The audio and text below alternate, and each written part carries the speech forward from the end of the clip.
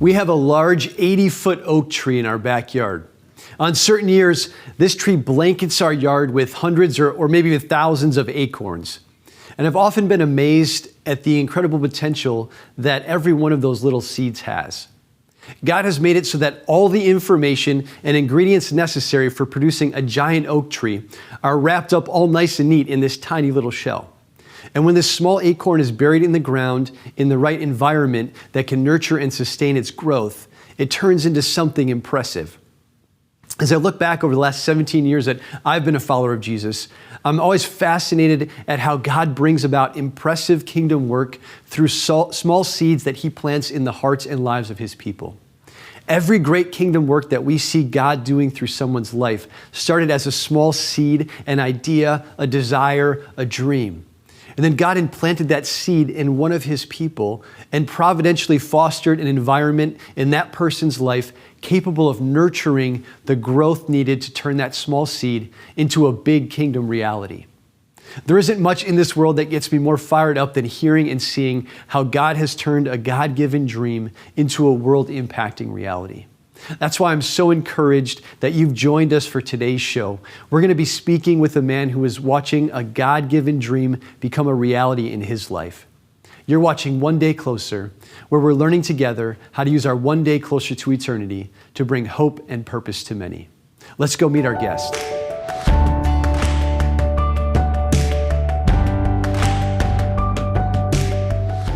We're here in studio today with Noah Reinhart, the media director at Salem Bible Church.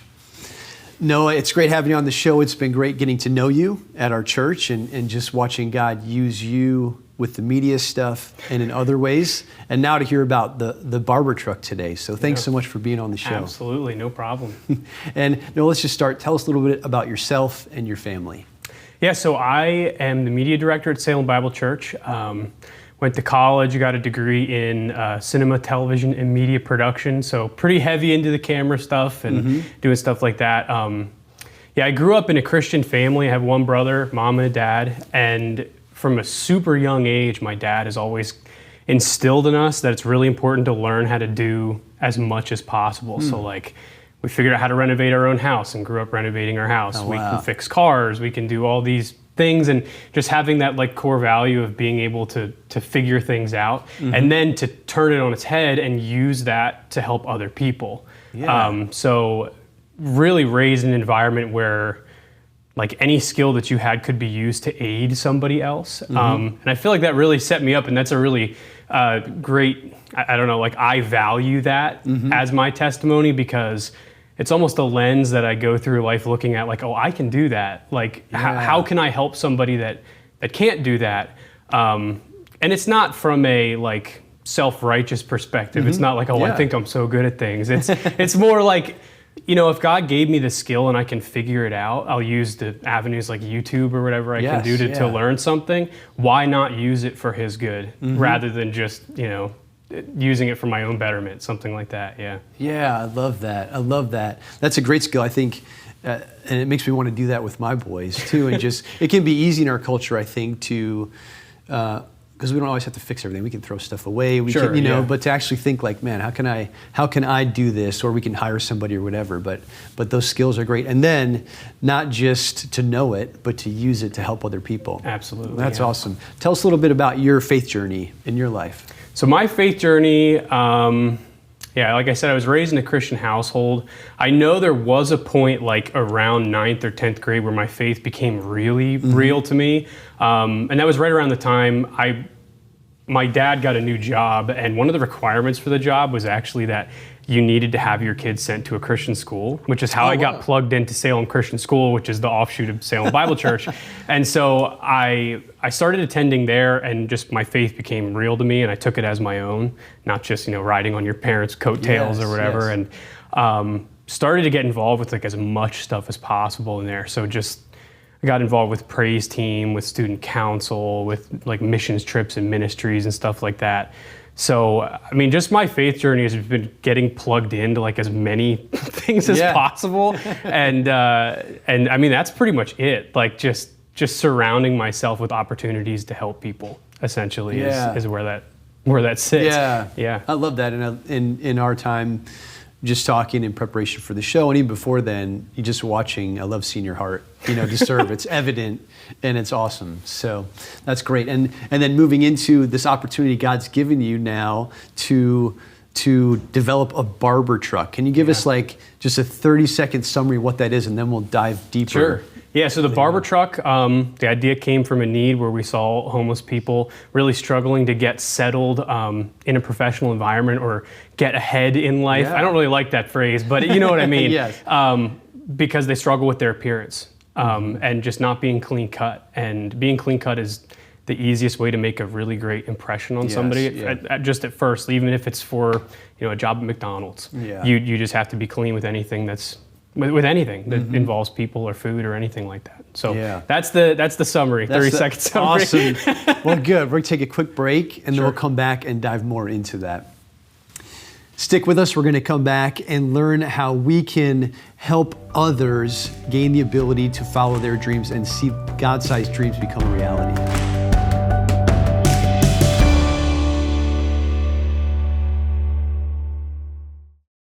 Watch Lighthouse TV wherever you go. Available on Roku, Amazon Fire TV, and Apple TV. Search Lighthouse TV online on your streaming device or go to our website, lighthousetv.org, for more information.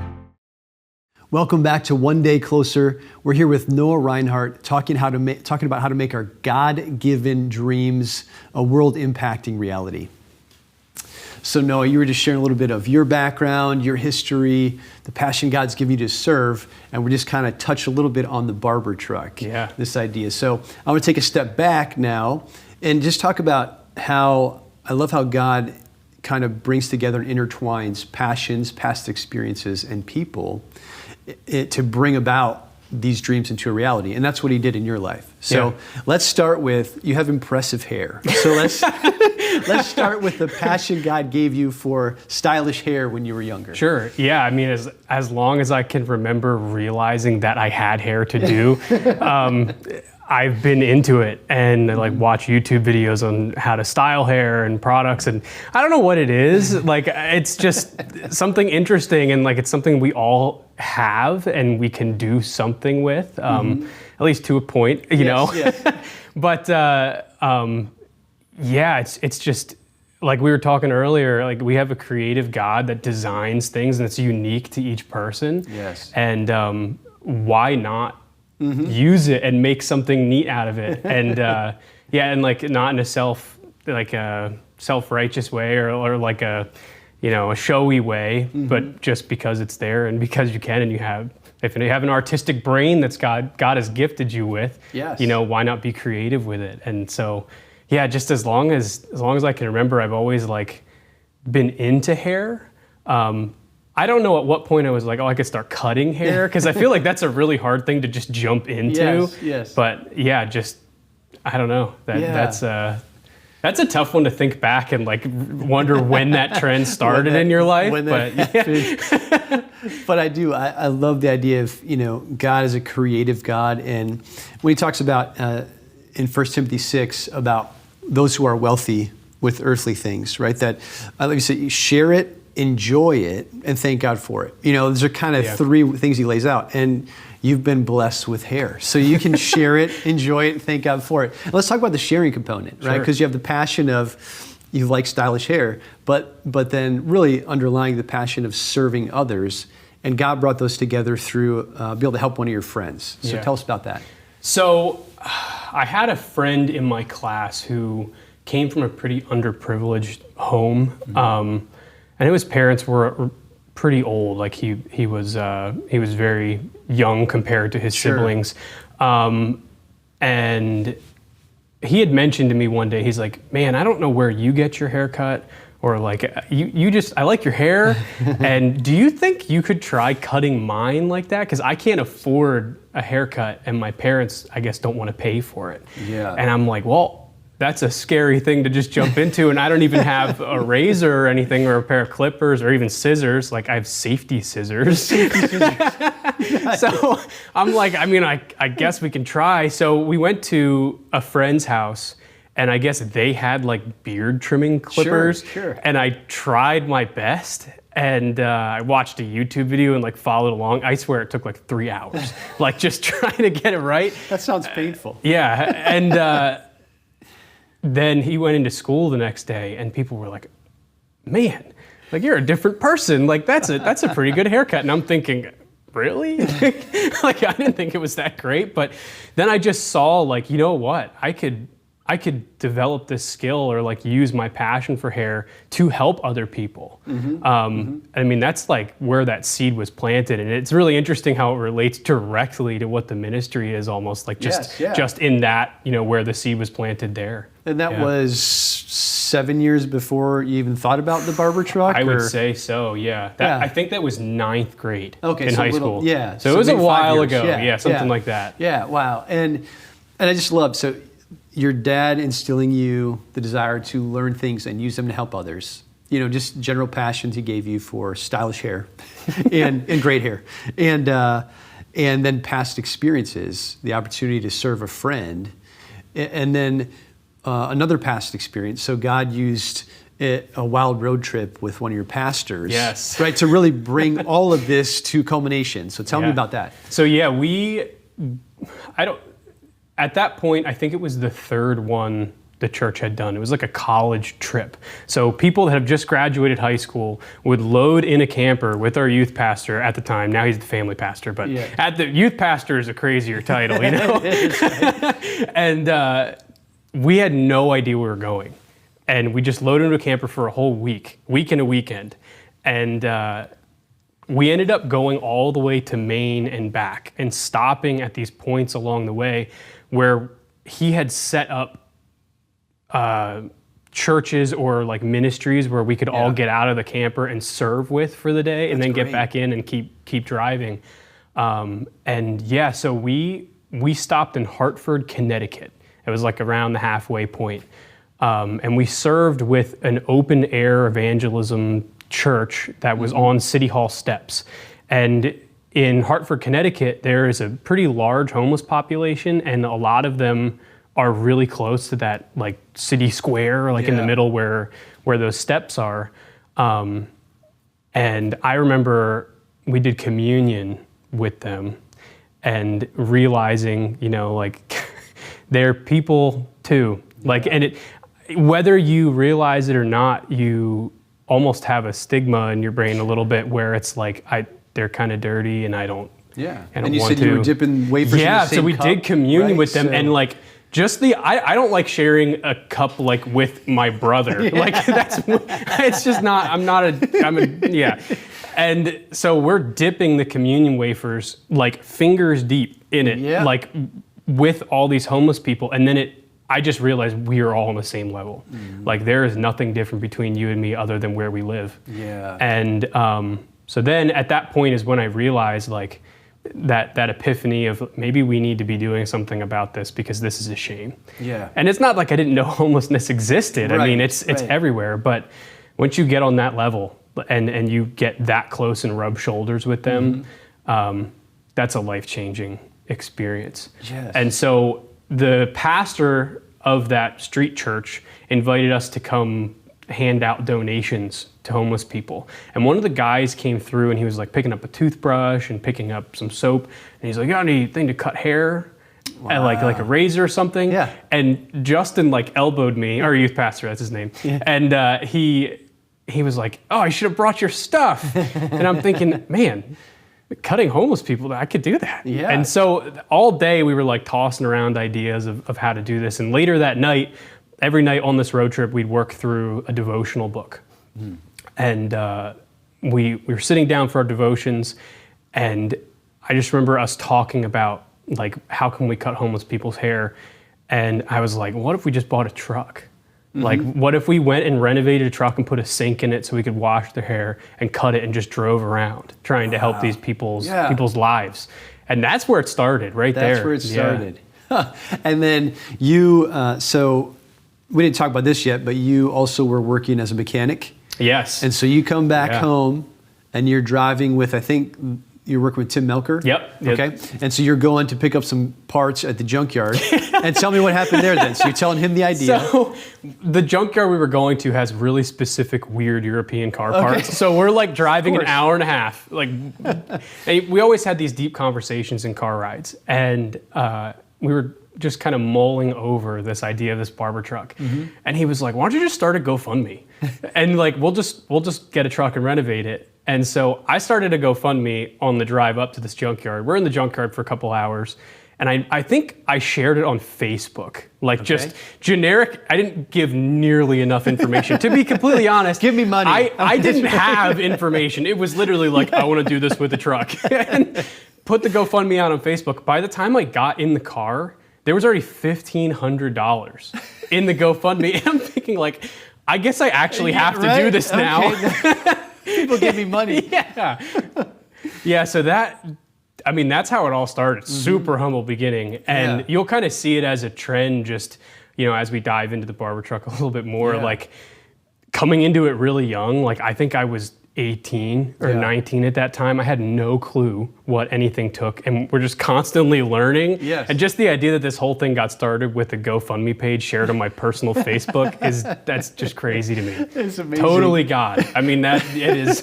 And you're kind of you're just taking steps. I've heard it said you only need enough light to take the next step, right? Yeah. That's what you're doing. Yeah, exactly. So you've had these passions God's given you, past experiences, and then really the people like Tim Melker, Pastor Justin. And then tell us about how the church kind of rallied around you to support you in this. Yeah, so I had been talking about it with Justin. We started the GoFundMe. People, the word was out that I wanted to do this, and so many people were just stoked on it. Yeah. And I was really surprised because I thought this was just going to be like me and Tim and maybe Justin renovating a box truck in our free time that didn't exist because I'm like a full-time college student and a full-time, so it was like they had invited me, the church had invited me up to give my vision. Yes. And to a 19-year-old, that's like my vision. Oh boy, I don't even know what that is yet. A truck that cuts people. Yeah. So I get up and I'm saying things like, I felt this when we were there. I felt this pull. I think God's calling me to do this. And I was expecting people to be like, cool. And that was that. But so many people loved the idea. And the church came alongside me and said, like, we would like to not take the ministry away from you. We still want it to be your deal, but take the burden off your shoulders. What a blessing. Exactly. Gosh. And I wholeheartedly believe that it never would have gotten done if it wasn't for church. And they made it one of their outreaches. So it's like a mission from them, and handled a lot of the finances. And then we just used the church as a home base to do some haircut fundraisers. We'll do $10 haircut fundraisers, $10 cuts all day long. My wife is a barista and she caters coffee events. So she brought her big espresso machine over and we did lattes all day, and all the proceeds went to the barber truck, and we funded the whole thing like that. It just worked. Fancy hair and fancy coffee. Yeah. Right? That's your slogan. Sure. I'll wear that on a shirt. Yeah. That's awesome. We should make some t-shirts. Yeah. That'd be great. And then I think Hale Trailer heard about it, and they came and decided to renovate the truck for you? Like almost completely. So we have a couple guys that go to Salem that are pretty high up in Hale Trailer. Okay. And they basically said, hey, we want to deck this thing out for you. God, because so there's so many things that, again, like you'll need enough light to take the next step. I didn't think about tires. Tires are expensive, and I didn't think about getting the engine running right and painting it, because it was neon pink and purple when we bought it. That's amazing. That's a whole nother. It was a plus size ladies boutique truck when we bought it. It was neon pink. It had eyelashes. They were like a foot long off the headlights. That's incredible. Crazy story, but we got it back, and it is just beautiful. Yeah. And then the church put together a team to put a sink in it and do, like, we have a hot water heater and tanks underneath and all sorts of stuff. So it is just a blessing from God that there are so many people around me that came alongside me with this. And it just never would have happened if it was just me. Yeah. I love that. And then we have about a minute left. So Sure. share, there's so much more I'd love to talk about. But so talk about the kind of the dream. Where has God led you to how you see the truck being used? Sure. Yeah. So initially we thought we were just going to like pull up to a curb and invite homeless people in. Yeah, right. And I mean, not that we can't do that, Right. but there's a lot more effective ways to do it. So now we're partnering with local ministries and stuff that already kind of have a head count and an idea of who's coming in and out. That way we can like pre-screen Yeah. for lice and stuff like that. And they know the specific needs and can get the word out to people. So that's the vision. We're partnering with local ministries, trying to do this effectively, not just like parking and hoping people find us. Yeah. Which is another avenue that I did not understand. We're constantly learning. Yeah, right. Yeah. But I love that. I think that's so powerful to take the steps and let God give you the wisdom along the way. And particularly the demographic you've landed on are people who are like that one paycheck away from Yes. homelessness. Exactly, Right? And yeah. so you can provide that encouragement for them. Noah, this has been awesome. Thanks so much for sharing about the barber truck and just for your heart for God and for helping others. Absolutely. Stay tuned. We're going to come back and talk about how we can apply what we've learned to our lives.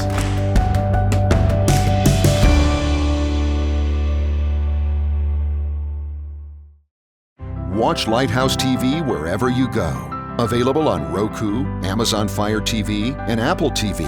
Search Lighthouse TV online on your streaming device or go to our website, lighthousetv.org, for more information. I love how Jesus talks about the invasion of the goodness of the kingdom of God into the brokenness of our lives in this world. He says in Luke 13 that the kingdom of God is like a grain of mustard seed that a man took and sowed in his garden, and it grew and became a tree, and the birds of the air made nests in its branches.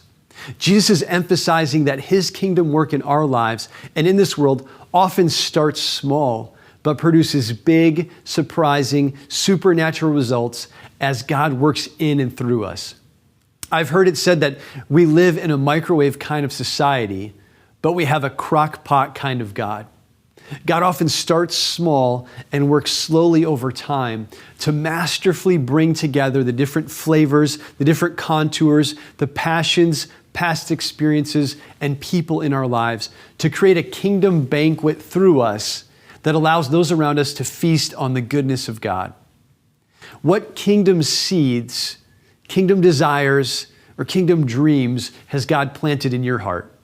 And how are you working with Him to turn those God-given dreams into world-changing realities? Here are some steps that you can take today to begin doing this tomorrow. First, get alone with God right after this program ends and ask Him to open your eyes to one kingdom seed, desire, or dream that He has planted in your heart. Second, make 3 columns on a piece of paper and label them passions, past experiences, and people. Make a note in each of the columns of how God might be blending the different passions, past experiences, and people that He's placed in your heart and life to spread His kingdom in a meaningful way in your world. Third, write down the next 3 smallest steps that you need to take to start turning your God-given dream into a world-changing reality. Also, schedule the day and time when you're going to take those next 3 steps. Put it on your calendar, set an alarm on your phone, and make it a priority to do this. Remember, you don't have to do it all. You don't have to have it all figured out. You only need to have enough light in front of you to be able to see how to take the next step. And I encourage you to do that and then wait and watch as God does incredible things as you follow Him in obedience. Thank you so much for joining us for One Day Closer, where we're learning together how to use our one day closer to eternity to bring Jesus-infused hope and purpose to many.